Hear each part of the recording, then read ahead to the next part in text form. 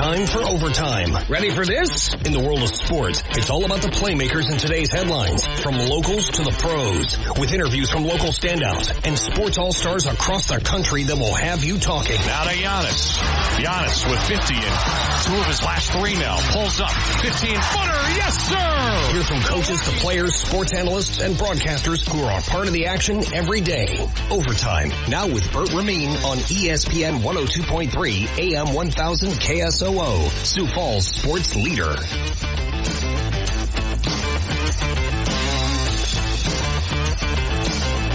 We are off and running in hour number 2 on your Tuesday, April 9th edition of Overtime. Thanks so much for being with us and tuning us in as always right here on ESPN 102.3 AM 1000 KSOO. I'm your host, Bert Ramin. Chime in as always over the ESPN hotline anytime, 605-362-3776. Still to come on today's show, we'll get to your headlines and highlights here in a moment. New Augustana men's basketball coach Cody Schilling joins the program here in about 20 minutes for the first time since being named head coach of Augustana men's basketball just a couple of weeks ago. Latest and greatest from the NFL and college football. Draft previews for the Tampa Bay Buccaneers and the Arizona Cardinals still to come. And we round out today's show with the good, the bad, and the ugly. Scorecard now. We started hockey this time of year as that regular season is winding down. Pittsburgh lost to Toronto on the road yesterday in overtime, 3-2. Only other final game in action yesterday was Vegas in Vancouver.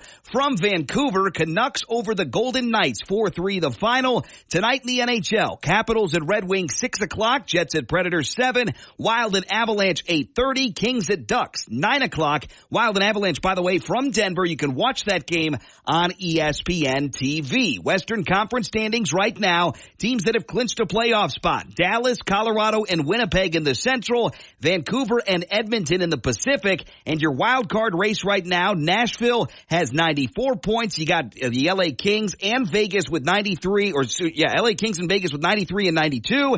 And then you got the Blues with 87, Minnesota Wild with 83. Just 2 spots up for grabs. One in the Pacific that is a non-wild card spot. And then the final wild card spot still up for grabs as Nashville presumptive to get the first wild card spot. 94 points, better than pretty much any challenger right now. And the final team that still has a shot, Minnesota, St. Louis in the mix, although those odds are not looking good for the 2 teams closest to our area. NBA Finals, no games from last night. Tonight in the NBA, though, it is a chock-full slate of action. Pistons at Sixers, 6 o'clock. Hawks are home to the Heat at 6:30. Bucks host the Celtics at 6:30 on TNT. Other games going on. Wizards at Timberwolves, 7 o'clock. Nuggets at Jazz, 8 o'clock. Warriors at Lakers, 9 o'clock jump time on TNT. Men's basketball, the national title game got settled last night. UConn, back-to-back, first team to do it since 2007 when the Florida Gators managed to do that feat as UConn wins 75-60 the final score. We'll talk a little bit about Purdue first. Here's head coach Matt Painter about his big Zach Edey and his future in the game of basketball. He was a guy that didn't get recruited. Then all of a sudden he started to get recruited, and then that picked up, and that got him on edge. And all the great ones stay on edge.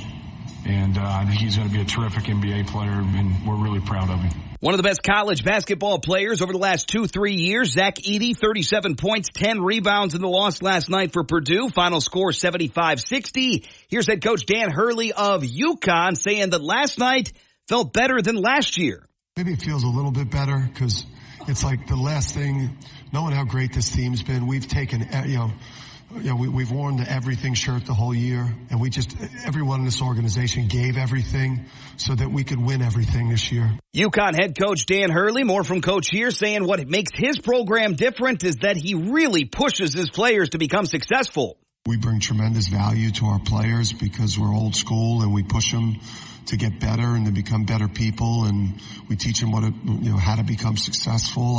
A lot of highlights from last night. UConn, another dominant tournament. Last year, we thought it wouldn't happen again with how dominant they were. 20 point per game average margin of victory for UConn. It was even better and more dominant this year. I feel like a big dummy for picking against UConn, as many people probably do today. Seth Greenberg likens Hurley's success and string of success to what Nick Saban did at Alabama in college football. What you saw there the last 3 weekends, and people who are watching college basketball locked in, I see every single time I go to practice. Every single time I go to practice, there's a standard. I call them Saban-esque. They're Saban-esque in how they run that program. They don't have the number of championships. Dan Hurley only has 2 right now. But in the manner in which they run that program, they're Saban-esque. It's not apples to apples, certainly apples to oranges to compare college football to college basketball. College football, a big, long season. Of course, college basketball, a little bit shorter of a season, but you got to play through a 68-team field to be crowned national champion. A lot can go wrong. The ball can bounce so many different ways. I'm not saying it's necessarily harder to reign supreme in college basketball, but in today's day and age, what UConn has done and will continue to do and be a factor over the next 3-5 years, really darn impressive. And it's not hyperbole to call and compare things to other dynasties, because UConn right now, you can chalk it up whatever way you want. They're having a pretty dynastic run across women's and men's basketball, and 2 in a row, pretty darn rare, pretty darn great for the UConn Huskies. Now, another big part of the college basketball news dump over the weekend is that John Calipari is changing uniforms within the SEC. He's going to join Arkansas to guide their men's basketball program. Here's Pete Thamel on some details there. A 5-year, and I've been told, incentive-laden deal. The base salary will probably be slightly lower than the $8.5 million that he's making at Kentucky with incentives. It could go higher than that. And Arkansas has landed themselves, the biggest brand coach in all of college athletics, or in all of college basketball anyway. That's Pete Thamel there talking about John Calipari making the move down to Arkansas to guide that men's basketball program. Kentucky job open, off and running, highly sought after, and I'm sure the coffers will be open for whoever is the next head coach of Kentucky Wildcat basketball down in Lexington.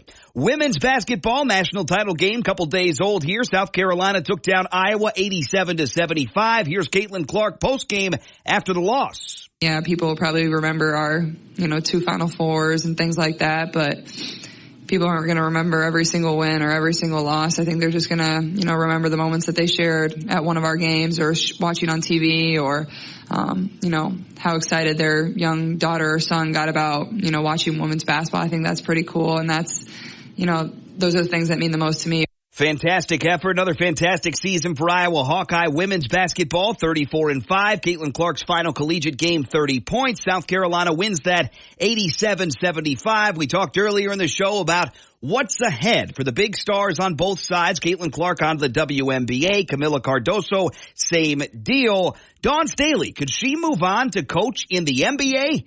Here's what Hall of Famer Nancy Lieberman thinks.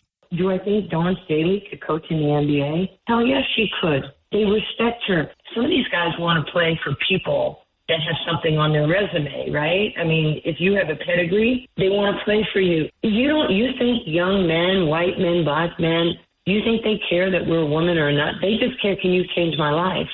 Dawn Staley has everything. Lindsey Harding has everything, and she's proven it. So why not give a woman a chance instead of recycling, some of our male counterparts? It's a really good point there from Nancy Lieberman as far as Dawn Staley being a potential head coach option, men's college basketball, or maybe the NBA. And Stockton's G League team, the Stockton Kings G League coach Lindsey Harding, will officially interview for the Charlotte Hornets head coaching job. That was the aforementioned Harding name in that clip. So it is a changing of the guard, changing of the times in a very, very good way. And I appreciated that point. She said, doesn't care if you're a man or a woman. Young men, young women care about, can you change their life? Can you bring them success in sports and otherwise? And Dawn Staley has definitely proven she can do that. Another title to her belt, 87-75 winners over Iowa. Major League Baseball finals from yesterday. Dodgers and the Twins. Close game early, and Ohtani busted it open and belted one to get the lead to 2. And the pitch. And Shohei hits a high fly ball to left. This one deep. This one carrying. This one is gone. A home run. Shohei Ohtani, an opposite field solo shot, and the Dodgers lead it 4-2. 4-2 would be the final. Dodgers are 9-4. Twins, a little bit of a sluggish start, but 3-5 the overall mark. Chicago Cubs are 6-4 following a 9-8 loss in San Diego yesterday. White Sox are tremendously struggling so far this year. 1-9 is their record, falling to Cleveland on the road yesterday 4-0. The Guardians record 8-2. Other finals, Pittsburgh beats up on Detroit 7-4. Milwaukee lost in Cincinnati 10-8. Philly took extras but got the job done on the road in St. Louis 5-3. And the Rockies win at home against Arizona. That score 7-5. Rockies are now 3-8. Today and tonight in Major League Baseball underway right now. Tigers and Pirates from Pittsburgh. Otherwise this afternoon, 5:10 the start time. White Sox at Guardians. Other matchups, Brewers at Reds, Astros at Royals, Diamondbacks at Rockies, Cubs at Padres. Minnesota Twins fans, 6 o'clock pregame, 6:40. First pitch time, Twins are home to the Dodgers. Listen right here on ESPN Sioux Falls at the end of the month. Just a couple of weeks away, 2 weeks from Thursday. To be matter of fact about it is the NFL Draft. RG3 waxing poetic about not a surprising team he'd like to pick on about having the worst offseason this year.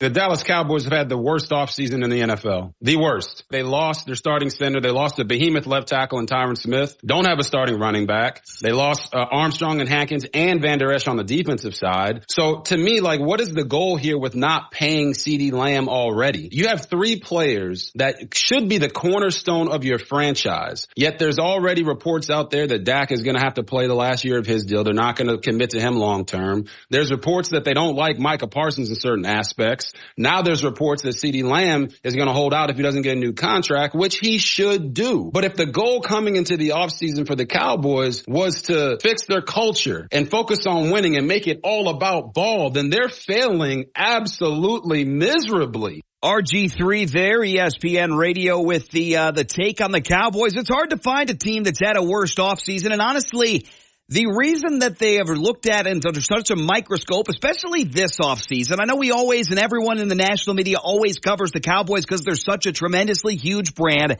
and they've had quite a share of letdowns over the last 30-plus years in the National Football League. But one of the reasons why that their offseason is perceived so poorly, and they've had a string of injuries, and Tyron Smith leaving on the offensive line, Leighton Van Der Esch leaving due to injuries in his career that derailed it and had forced him into an early retirement. They've got all sorts of other issues there, but the reason that everyone is so critical is because the Cowboys have a really good roster.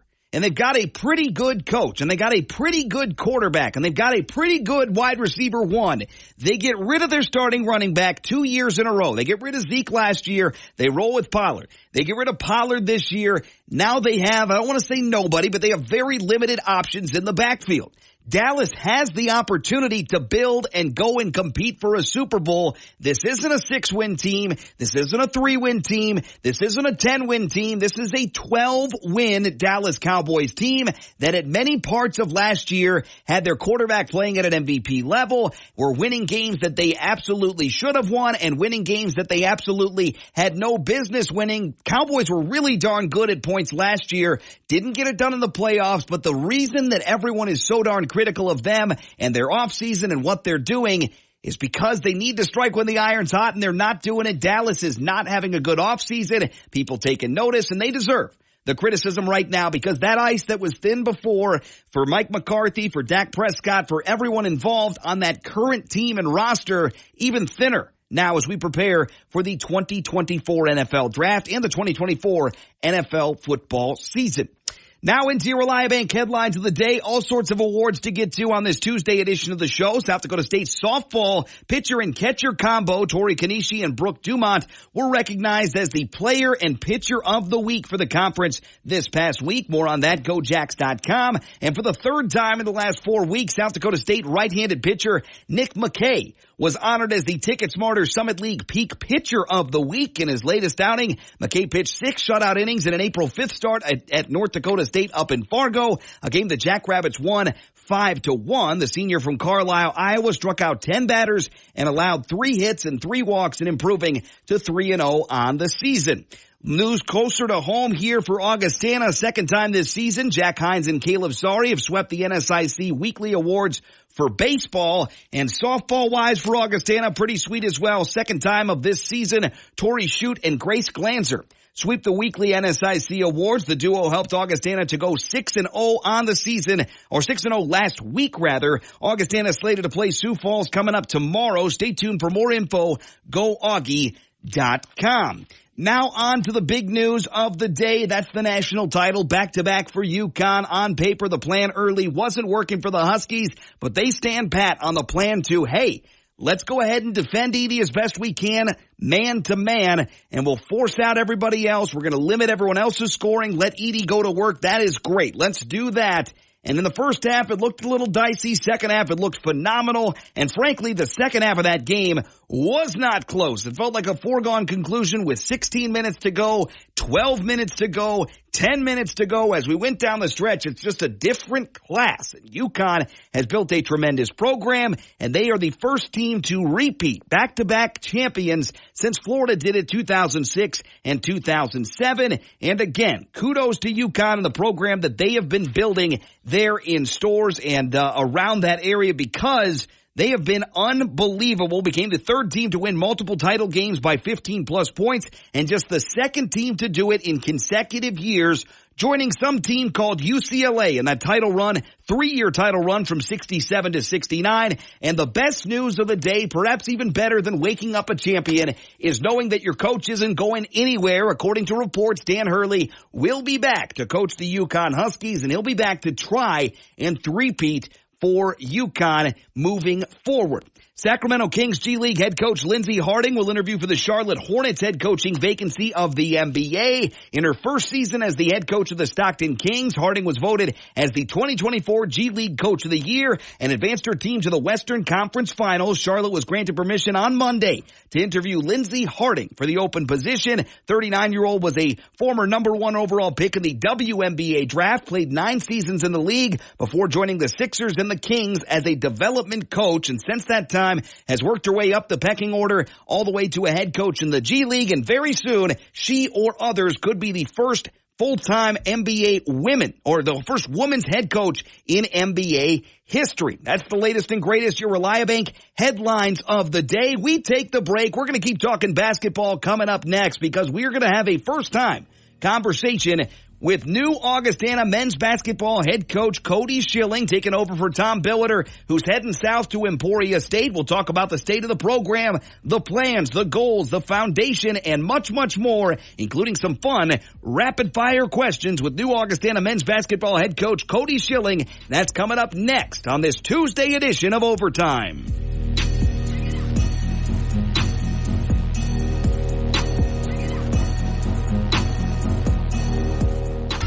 The best sporting matchups and coverage. We are ESPN 102.3 and AM 1000 KSOO, Sioux Falls sports leader.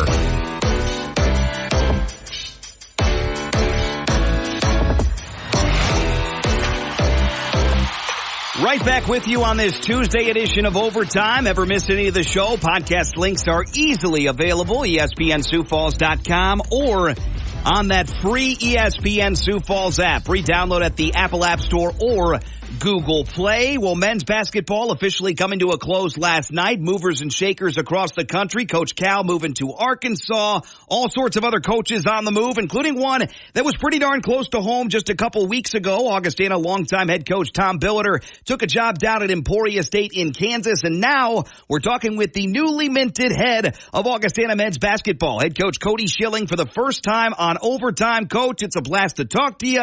Congratulations and welcome to the show. How you doing? Hey, I'm great. How are you doing? Thank you. Thanks for so much for having me. Like you said, kind of trying to hit the ground running here this first week, but appreciate you taking time and having me on, and look forward to building a relationship with you and all the fun conversations we're going to have over the years. Absolutely looking forward to it as well, Coach. It's a blast to talk to you, and I know the listeners are going to love to continue to have featured coverage of Augustana men's basketball, women's basketball, and broader athletics So let's talk about it. Obviously, a tough situation anytime you have a loved coach and a beloved coach step down, go somewhere else. But Coach B, obviously, big-time friend of the show and a great coach, great person. The news and the reaction, and obviously you're in the driver's seat now as the next head coach of Augustana men's basketball. It's got to be pretty darn sweet to say that out loud or hear somebody tell it to you. What does it mean to you to take over this program that Coach B has built the kind of modern foundation of? Yeah, like you said, I mean, it's a program that's near and dear to me. It's important to myself. It's important to, a lot of the guys that I played with that are lifelong friends for me, just for my family, my younger brother playing here as well. So, Augustana, it's always been home. It's always been family. And the coolest thing about this place, it's the people, it's the relationships. And so just over the last week, between the phone calls and text messages and emails, and then we've hit the ground, as far as recruiting goes. We got a lot of kids coming on visits the next 2 weeks, I should say. But, man, it's just been bittersweet. Hate to see Coach Billiter go. But like he said, too, him and I had a chance to talk for about 30 minutes yesterday, and our worlds have been so crazy the last week, but it was good for us just to connect. And he just, he kind of made a comment, and he said, Cody, if I could have handed this program off to anybody, I'm so glad and I'm so blessed that, it was you and that, our AD Josh Morton and obviously our president Stephanie, he goes, they made the right decision. They hired the right guy. And I kind of looked at him and I smiled and I said, Coach, I hope everybody's still saying that a year from now. But it is. I'm so blessed. I'm so fortunate. I care so much about this program and this school as a whole. And just so thankful for Josh and Stephanie and Coach Billiter and their belief in me for the future of this program.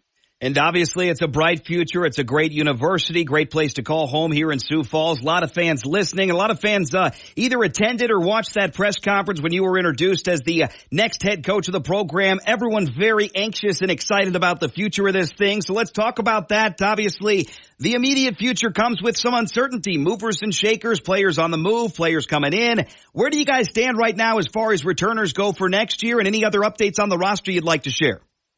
Yeah, obviously in the world that we live in, anytime there's a coaching change, there's going to be guys that have to make decisions. There's guys that maybe they want to get closer to home. Maybe they follow their, former head coach that they felt like, that maybe they committed to.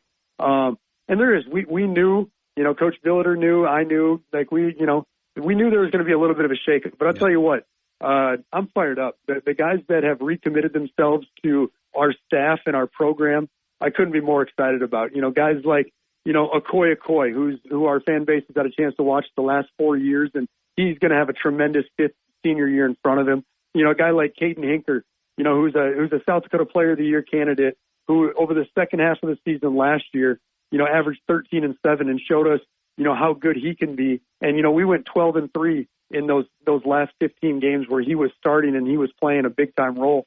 Brady Helgren, a guy that averaged 5 points and 4.5 rebounds for us at 6'10", the way that he defends and rebounds. Sam Wrench, a 6'6" wing, just a guy who he can guard a lot of different positions. He can score in a variety of ways, and a guy that has 2 tremendous years in front of him. And then our 2 local guys, Matt Eng from Sioux Falls O'Gorman and Hayden Brown from Sioux Falls Roosevelt, guys that have done a great job of just getting better and buying into the program and getting stronger in the weight room. And they've done a great job for us in practice the last couple of years. And I'm excited to see, too, how those 2 local guards continue to grow and develop. But I'm excited. We got a lot of guys returning. We got a lot of playing experience returning. But it's one of those things. They hit the weight room last week. We started individual workouts yesterday, and I'm excited. I really am. I think this core group of guys that's returning, that's kind of bought into the new era of Coach Schilling and Augustana basketball.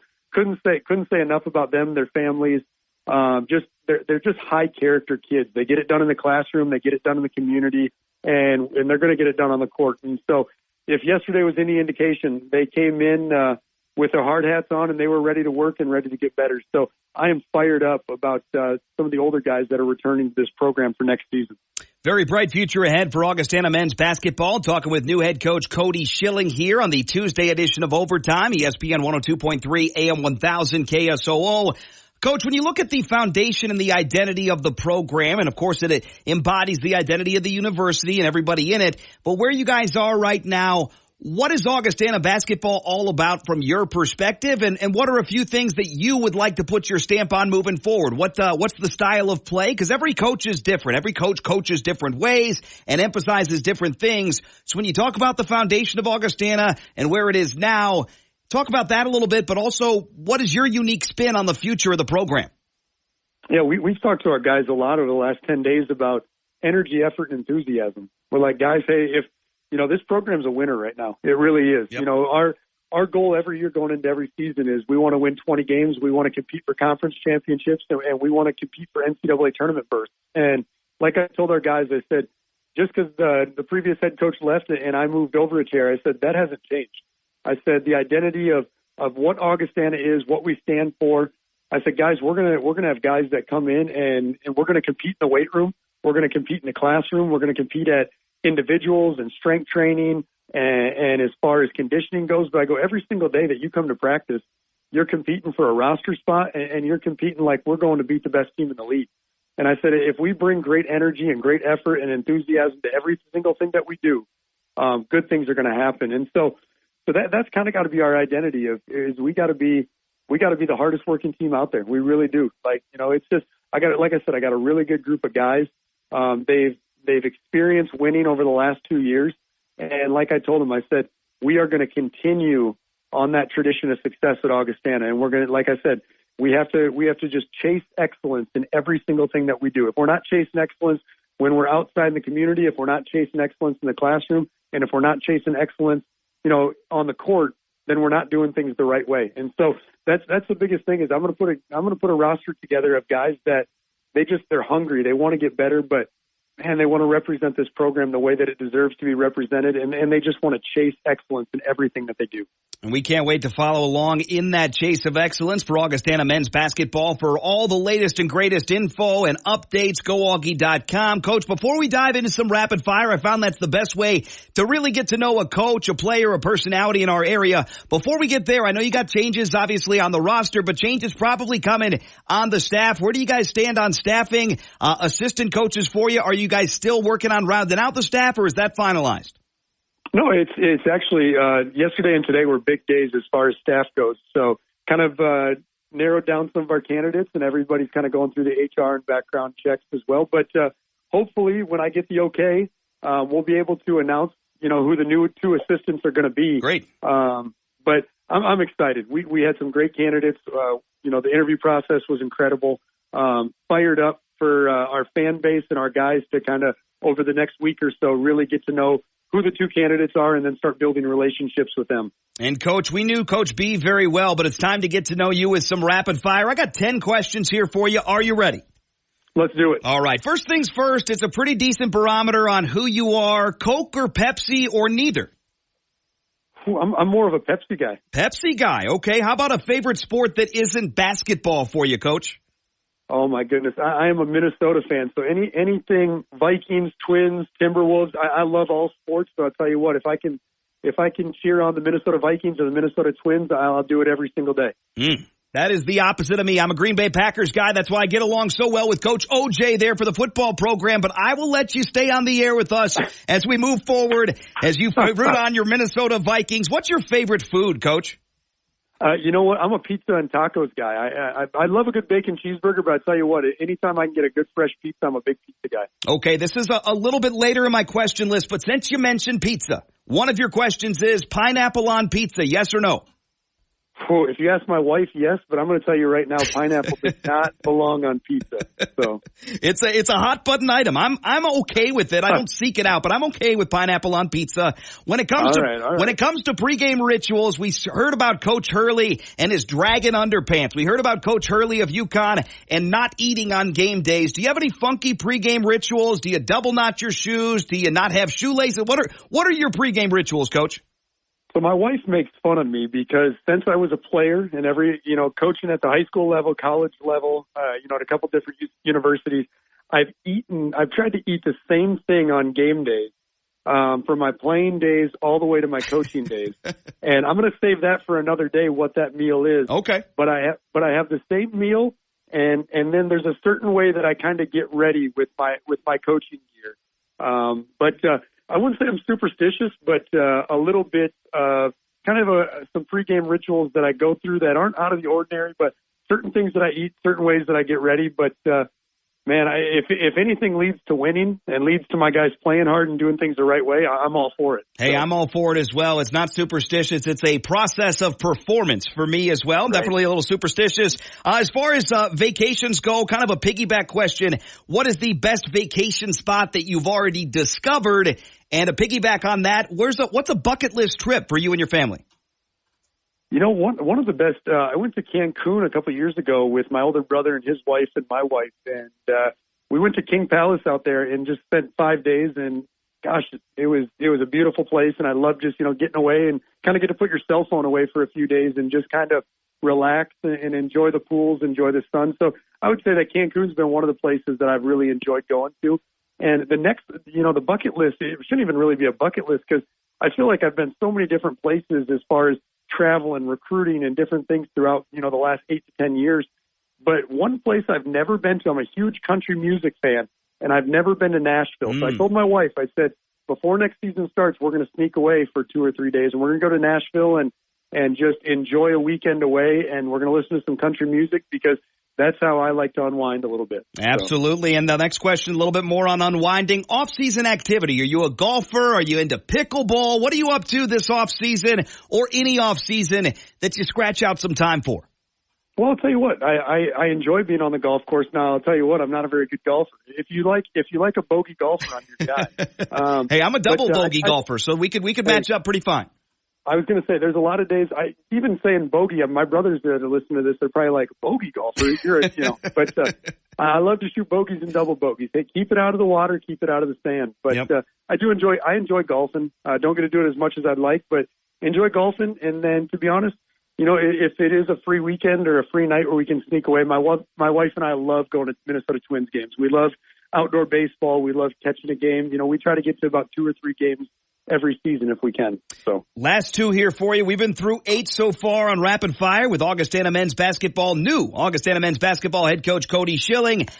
You have a good playing career, good history in basketball. What's the best stat line that you remember yourself putting up in a game? Yeah, there was, it's actually funny because Coach and I always laugh about this.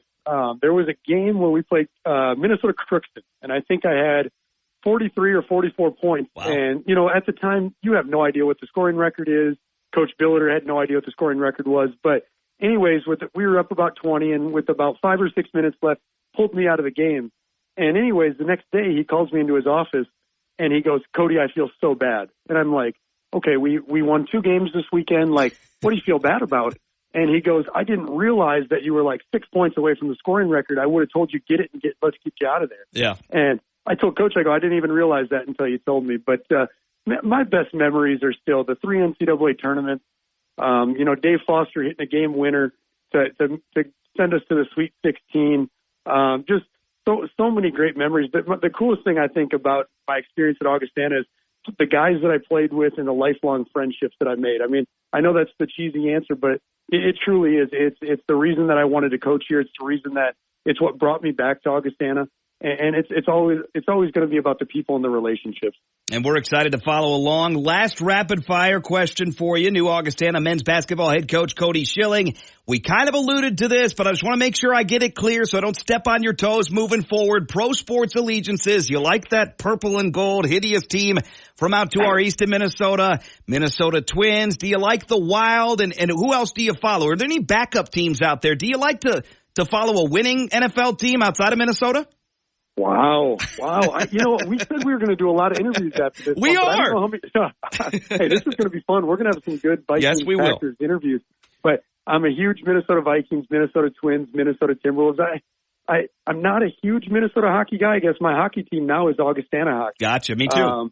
But I'll tell you what, I've been a LeBron guy since he kind of came into the league. So outside of Minnesota sports teams, the one guy that I kind of cheer for, just because he came in with so much pressure. He had the weight of the world on his shoulders, and he was supposed to be the next Michael Jordan, and a guy that to win 4 championships and MVPs and put up the stats that he's put up with kind of the criticism and the fame and the expectations and pressure. I respect the way that LeBron James on the basketball court goes about his business. I really do. So I'm a kind of LeBron guy along with the Minnesota fan. So. Hey, absolutely love it. Just wanted to set the table for our future relationship, Coach. I appreciate the time as always. Can't wait for our next conversation. All the best in the offseason, staff announcements, building that roster and building that program to new heights. It's going to be a blast to talk to you in the future. Thanks so much for the time today. Hey, thank you so much. Let's catch up soon. Hey, looking forward to it. New Augustana men's basketball head coach Cody Schilling, our guest today on the program. Great stuff there, and we're excited to feature that program moving forward. We got another Viking fan as far as the head coach goes in our area, but Coach OJ still there, holding down the G and carrying the G for the Green Bay Packers there at Augustana. Quick short story, by the way, as we go to break. My daughter is a big sports fan. She's just 2 years old. And she knows I like to scream at the TV during Packers games. A lot of Go Packers, Go Pack Go will be screamed. When we go to sporting events, when we go to Augustana Viking sporting events, my daughter will cheer, Go Packers! I have yet to correct her because it is, in our household, the Augustana Packers. For now, moving forward. Augustana men's basketball head coach Cody Schilling, our guest there. Coming up next, latest and greatest from the NFL, draft previews, and much, much more.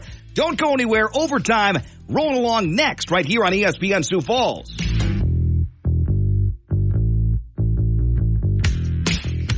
Streaming live, this is Overtime with Bert Ramin on ESPN 102.3 and AM 1000 KSOO, Sioux Falls sports leader.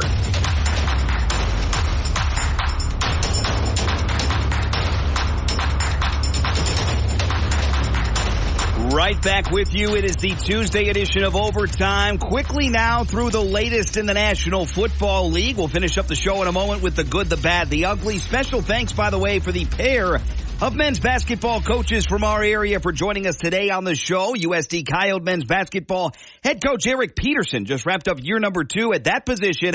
Joined us in hour number 1, and we just got done introducing ourselves and getting to know new Augustana men's basketball head coach Cody Schilling. Now for the National Football League, safety very much in vogue there and across the sports world as it should be. And helmet manufacturers will have more than double the number of position-specific models that will be available to NFL players coming up this coming season, according to annual helmet safety rankings released today by the NFL and the NFL Players Association. 8 of the top 12 ranked helmets are designed for either quarterbacks or offensive and defensive linemen. They include multiple new manufacturers this year, and according to Jeff Miller, the NFL's Executive Vice President of Communications, Public Affairs, and Policy, it's a fantastic pace of innovation. The players in those position groups will have a lot of options that they haven't had before. If you've seen an NFL helmet these days compared to one 20, 30 years ago, night and day difference for safety, for impact protection, and everything across the board. Good news, the NFL continues to innovate. One of the most important parts of the player safety overall preparation there for the National Football League. Helmets continue to change year in and year out. More innovation on the way. Really bad news for former defensive lineman from Texas, Tavondre Sweat, who's a big-time candidate to be a top first, second, or third-round pick in the NFL draft coming up at the end of the month. The reigning 2023 Big 12 Defensive Player of the Year and Outland Trophy winner was booked into jail after an arrest for driving while intoxicated over the weekend. The 22-year-old was booked on Sunday afternoon into Travis County Jail, according to online records, after being arrested by Austin police. He faces a Class B misdemeanor, which in Texas carries a fine of up to $2,000 and 180 days in jail. Austin police responded to a crash between an SUV and a sedan at 4:41 a.m. on Sunday morning on I-35. Sweat, who drove the SUV, was arrested for driving while intoxicated, while the driver of the sedan left the scene on foot immediately after the crash. Sweat, bad news there. We'll wait to see what it does potentially to his draft stock, but regardless of the draft stock, really unfortunate situation there for a future NFL hopeful. The Kansas City Chiefs have made a key re-signing on their defensive line, inking a deal with defensive end Mike Dana, agreed on a 3-year, $24 million deal to remain with the Super Bowl champs. Dana's deal was first reported by the NFL Network. The 26-year-old had his most productive season of his career last year, making 16 starts and setting career highs with 50 tackles and 6.5 sacks. Mike Dana, one of many outgoing free agents to be for the Kansas City Chiefs. He is back in the fold, as is Chris Jones on that defensive line. Safety Logan Ryan, who played in 6 conference championship games and won 2 Super Bowls during his time as a New England Patriot, officially announced his retirement on Tuesday. The 33-year-old won 2 championships with the Patriots during his first 4 seasons in the league. Also went on to play for the Titans, Giants, Bucks, and Niners during his career. 755 tackles and 19 interceptions. Logan Ryan calls it a career as of today. Final news of the day from the National Football League. So far, the New England Patriots and safety Kyle Duggar have agreed to a 4-year contract extension. The contract has a base value of $58 million and can be worth up to $66 million and includes $32 million guaranteed in the deal. He had received the transition tag from the team last month, and they overwrite that with the opportunity to ink Kyle Duggar to a long-term deal, 4-year, $58 million contract, some incentives, and a max value of $66 million over those 4 years. We're breaking down and previewing 2 teams a day here on the show as we lead into the NFL draft at the end of the month. And up next, holding pick number 27, the Arizona Cardinals, and holding pick number 26, the Tampa Bay Buccaneers. The Arizona Cardinals not only hold pick number 27, that belonged to the Houston Texans in their trade down last year, but they hold pick number 4, and that's why I think they're one of the teams most primed to get so much better in April. They hold 11 picks in this year's draft. They've got 2 in the first, a second rounder, 3 third-round picks, a 4th rounder, 2 fifths, a 6th, and a 7th. So they have an opportunity to add at minimum 11 players in the NFL draft if they just stand pat where they are. But I don't buy it. I think Arizona's going to trade down from number 4 with the Minnesota Vikings or someone that wants to get into that top 4 and draft a quarterback of their choice. The Arizona Cardinals have 11 picks. Their big need was wide receiver, cornerback, defensive tackle, maybe interior offensive lineman, and more depth. They lost Hollywood Brown this offseason, and they also lost Rondale Moore this offseason. It's a rebuilding of the wide receiver core, and they don't have much there right now, so they got to draft 2 or 3 receivers. I really like the fit of Quinion Mitchell, the cornerback, the top corner in the class for the Arizona Cardinals. If they trade down to that 11 spot with Minnesota, maybe, just maybe, by the way, the Arizona Cardinals, if they trade down with Minnesota, they'd have 3 first-round picks this year. They'd guarantee themselves more than likely, if Minnesota offers up a 3rd first-round pick, they'd have 2 again next year. This is a team that is rebuilding the right way under general manager Monty Ossenfort. Other positional and player fits, defensive tackle Chris Jenkins makes a ton of sense in round number 2 or round number 3. Haynes and MBB, the guards from UConn and Kansas State respectively, also are positional fits for the Arizona Cardinals. And I really like them to trade down, kick the can a little bit further down the road. It's not going to be solved overnight out in the desert for the Cardinals. No one's expecting them to go on a playoff run this year. You don't have to.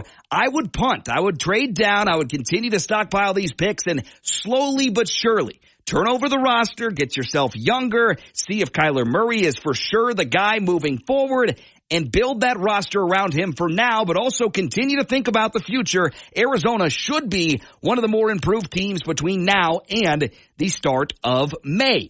The Tampa Bay Buccaneers were a playoff team last year. 9-8 finish. They have 7 total picks, 1 in the first, 1 in the second, 2/3, a 4th, a 6th, and a 7th. Their big needs: edge rusher, interior offensive line, cornerback, safety, and linebacker. The interior offensive line, they need a center. And the obvious pick at the end of round number 1, maybe in the early portion of round 2 if they want to trade up, is Jackson Powers Johnson, the best center in the draft from Oregon. Other guys that are a fit at cornerback: Kool-Aid McKinstry, Nate Wiggins from Clemson. Wide receivers: Keon Coleman, Ladd McConkey, a mid-rounder maybe to kind of get in there and study under Mike Evans because he's got his days numbered there in Tampa Bay and for his career. You want to get some youth at that wide receiver position for the Tampa Bay Buccaneers. And lastly, of course, interior offensive line. I'm going to keep pitching Mason McCormick to teams at guard in round 2, round 3, somewhere in there. Cooper Beebe makes a lot of sense, as does Christian Haynes. Those are the previews for the day. Tampa Bay Buccaneers, Arizona Cardinals. Tomorrow, Green Bay Packers draft preview. Can't wait for that. We'll also talk, outside of the Packers, the Dallas Cowboys. Cowboys and Packers tomorrow on the show for NFL draft previews. We take a quick break and we're back to round out the show with the good, the bad, the ugly next on Overtime. ESPN Sioux Falls gets you back to more of Overtime with Bert Ramin on ESPN 102.3 and AM 1000 KSOO, Sioux Falls sports leader. Back to wrap up the show, Tuesday edition of Overtime. Thanks for tuning us in as always right here on ESPN 102.3 AM 1000 KSOO. Tomorrow and Thursday, we got to get up early, 10 o'clock the start time for Overtime, off the air at 11:30, making way for Minnesota Twins pregame coverage, taking on the Dodgers tomorrow, the Tigers on Thursday, 10 o'clock start time, 11:30, the end of the show tomorrow and Thursday. Friday, regular time, same place, 11 to 1, right here on your Sioux Falls sports leader. Now for the good, the bad, the ugly. First thing, good news, defenseman Landon DuPont has become just the second player in Western Hockey League history to be granted exceptional player status by Hockey Canada. What does that mean? DuPont is eligible to compete in the league on a full-time basis as a 15-year-old starting next season. The Calgary-born defenseman joined Chicago Blackhawks rookie sensation Connor Bedard as the only WHL players to earn exceptional player exception. Bedard joined the Regina Pats as the 15-year-old back in 2020. Bedard actually just sent me a quick message, so that was pretty surreal. DuPont toured ESPN on Monday. He just told me to enjoy every moment and to have fun, so that was special. DuPont is the next generational talent from our neighbors to the north, 15 years old, playing in Western Hockey League action moving forward, as granted a exceptional player status exemption by Hockey Canada. 15 years old, playing amongst the pros. Incredible stuff. Look out for that name in the future, Landon DuPont. On to the bad. Shane Bieber held it together yesterday as long as he could. The Cleveland Guardians ace spent the last few days trying to process his new reality, Tommy John surgery, and not pitching again this year. It's been harder than he's imagined. His voice was choked with emotion, and Bieber paused while speaking to reporters for the first time since deciding to have the surgery, a procedure that will end his 2024 season. 2020 Cy Young winner said, speaking softly, "I will be here. It's easy to keep things in perspective. It's just an injury that I'll get past. I'm not the first person, won't be the last. One of the things that it's a bit more difficult for me is that throughout the offseason and spring training, I did figure some things out. My performance was getting back to the place that I knew I was capable of. But the issue being, it's got to wait till 2025 for the return of Shane Bieber." Now, as we say so long on the show, the ugly news of the day, a judge has ordered the Kansas City Chiefs superfan who committed a series of bank robberies to pay nearly $11 million to a Bixby, Oklahoma teller he threatened with a gun in December of 2022. Last Wednesday, Tulsa County District Judge Tracy Priddy ordered Xavier Babudar, widely known as Chiefsaholic, to pay Peyton Garcia, the former teller, $3.6 million for inflicting physical harm and emotional distress, and $7.2 million in punitive damages. That's the latest in that case there. That's the latest in our show. We'll talk to you tomorrow. Early show, 10 to 11:30. Next edition of Overtime. We'll talk to you then. Have a great day, Sioux Falls. Thanks for listening as always right here on 102.3 AM 1000 KSOO.